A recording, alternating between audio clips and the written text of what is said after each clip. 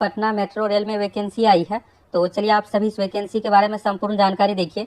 आप देखिएगा दोस्तों, बिहार के इतिहास में ये पहली बार वैकेंसी होने जा रही है और आप सभी बिहार वासियों का जो सपना है मेट्रो में चढ़ने का, अब ये कुछ ही सालों में पूरा होने जा रहा है। तो मेट्रो चलाने के लिए चाहिए स्टाफ और स्टाफ के लिए यहाँ पर भर्ती भी करना पड़ेगा, तो उसी से संबंधित है। तो चलिए पटना मेट्रो रेल भर्ती के बारे में आप सभी संपूर्ण जानकारी देखिए। आप में से कौन कौन इस फॉर्म को फिलअप कर सकते हैं, कैसे क्या सिलेक्शन होगा, हर एक चीज़ के बारे में फुल डिटेल्स देने वाले हैं। अब देखिए दोस्तों, जैसी वैकेंसी आई थी आप लोगों की ओर से कमेंट करके पूछा जा रहा था कि सर इसके बारे में फुल डिटेल्स जानकारी दीजिए। तो कि इस चैनल पर देखिएगा तो हमेशा ऑथेंटिक जानकारी मिलता है। तो कैसे क्या फॉर्म फिलअप करना है, आप में से कौन कौन भर सकते हैं, हर एक चीज़ के बारे में आप लोगों को फुल डिटेल्स जानकारी देने वाले हैं।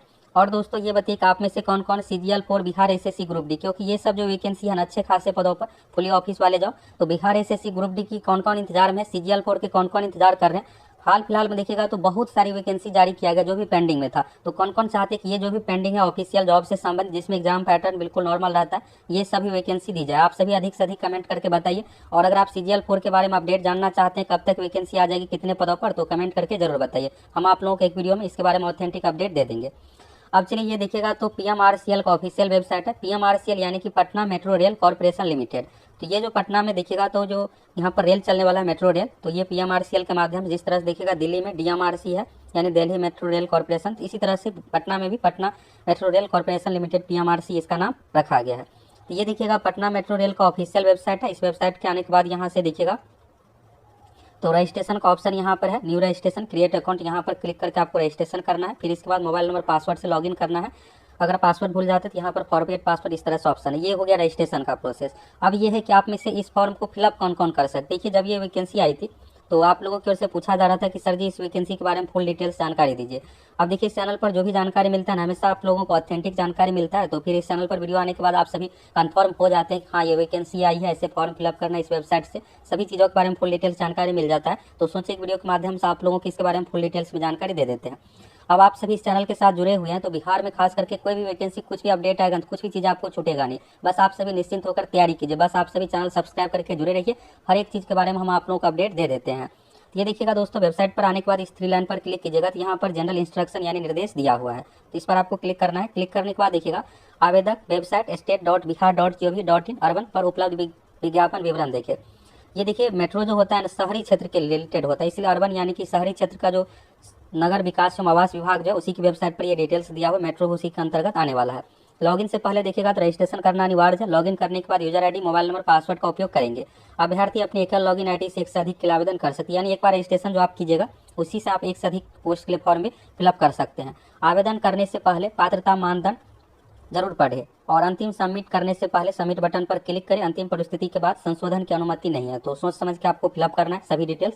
अपूर्ण आवेदन पर विचार नहीं किया जाएगा। सभी संचार एवं पत्राचार दिए गए मोबाइल नंबर, ईमेल आईडी पर किए जाएंगे। इसके बाद देखिएगा यहाँ पर कलर्ड पासपोर्ट साइज है, यहाँ पर 50 KB का होना चाहिए, JPEG या फिर PNG फॉर्मेट में। सिग्नेचर का 20 KB का है। Document certificate file 200 KB PDF में। तो जितने भी डॉक्यूमेंट लगेगा सब आपको 200 KB का प्रत्येक बनाना है और फिर उसके जगह पर 10th 12th जो भी डॉक्यूमेंट है ये सब आपको देना पड़ेगा। Photo must be clear. यहाँ पर देखिएगा नोट सेल्फी आपको, यानी सेल्फी नहीं अपलोड करना है, नोट ब्लड यानी क्लियर क्वालिटी का फोटो आपको अपलोड करना है। ये हो गया दोस्तों निर्देश। अब यहाँ पर देखिएगा ये जो वेबसाइट दिया हुआ है state.bihar.gov.in, चलिए इस वेबसाइट पर चलते हैं। ये देखिएगा तो बिहार सरकार का ऑफिशियल वेबसाइट है। वेबसाइट का जो नाम है अर्बन डेवलपमेंट हाउसिंग डिपार्टमेंट यानी कि नगर विकास एवं आवास विभाग, इससे संबंधित ये वैकेंसी है। अब आपको वैकेंसी से संबंधित चीज़ें देखने के लिए थोड़ा नीचे आ जाना है। आपको नीचे में आइएगा यहाँ पर तो देखिएगा रिक्रूटमेंट वाले टाइप में ये नहीं है, नोटिस बोर्ड वाले टाइप में इसको अटैच किया गया है। तो इस नोटिस बोर्ड पर आप क्लिक कीजिएगा। तो क्लिक करने के बाद यहाँ से देखिए जो भी चीज़ें हैं यहाँ पर दिखेगा। तो ये जो दिखेगा तो नोटिस आपको दिख रहा होगा, Patna metro rail corporation limited recruitment advertisement number यहाँ पर PMRCL देख सकते हैं। इसी तरह से 2004 यहाँ पर 4/2021 A72। तो ये आप 2021 में मत देखिएगा, अभी वाला लेटेस्ट देखिए। ये नोटिस का नंबर होता है, ये कुछ भी हो सकता है रैंडमली। इसके बाद देखिएगा फिर से यहाँ पर है 13 मार्च 2024 का, फिर से यहाँ पर एडवर्टाइजमेंट है। इसके बाद देखिएगा फिर से 13 मार्च का। तो ये अलग अलग तरह का एडवर्टाइजमेंट है, तो सबके लिए अलग अलग तरह का कंडीशन भी रखा गया है। तो ये तो दोस्तों आपको पता चल गया कि बिहार सरकार की वेबसाइट पर भी ये नोटिफिकेशन आया हुआ है, तो यहाँ से आप सभी देख लिया। अब चलिए आप में से इस फॉर्म को फिलअप कौन कौन कर सकते हैं। तो देखिए PMRC ऑनलाइन के वेबसाइट पर आने के बाद यहाँ पर वैकेंसी वाले टैब पर आपको क्लिक, यहाँ जो आपको दिख रहा है 3 लाइन, इस पर क्लिक कीजिएगा। ये मेनू बटन होता है, इस पर क्लिक करने के बाद home, vacancy instruction, admin login, तो आपको अपना वैकेंसी वाला टैब पर क्लिक करना है। इसमें देखिएगा तो बहुत सारे अलग अलग तरह का पोस्ट है। यहाँ पर देखिएगा 13 मार्च 2024 के डेट का है। यहाँ पर 4 अप्रैल 2024 इसका लास्ट डेट रखा गया। डायरेक्टर इलेक्ट्रिकल सिस्टम, ये सब हायर लेवल का पोस्ट होता है। अब ये होगा कि क्या हम सभी फ्रेश वाले फॉर्म भर सकते हैं, यानी तो सभी चीज़ों के बारे में आपको अगले 1 मिनट में क्लियर हो जाएगा। यहाँ पर अलग अलग तरह देखिएगा, डायरेक्टर प्रोजेक्ट है, चीफ फाइनेंस ऑफिसर है, जीएम है, जीएम वर्क है। इसके बाद देखिएगा यहाँ पर जनरल मैनेजर से संबंधित पोस्ट है। इसके बाद यहाँ पर एपीआरओ है, असिस्टेंट इंजीनियर सिविल है, असिस्टेंट इंजीनियर यहाँ पर है, अकाउंट असिस्टेंट। देखिए अकाउंट असिस्टेंट ये सब जो पोस्ट होता है नॉर्मल क्वालिफिकेशन वाले, बाकी देखिएगा तो बहुत हायर लेवल का पोस्ट है।